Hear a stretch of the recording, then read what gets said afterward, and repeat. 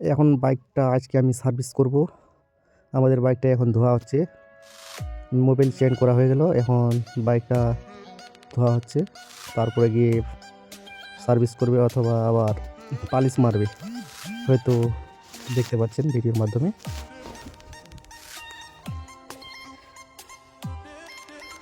ছেলেগুলো অসাধারণ কাজ করছে, ভালো কাজ করছে।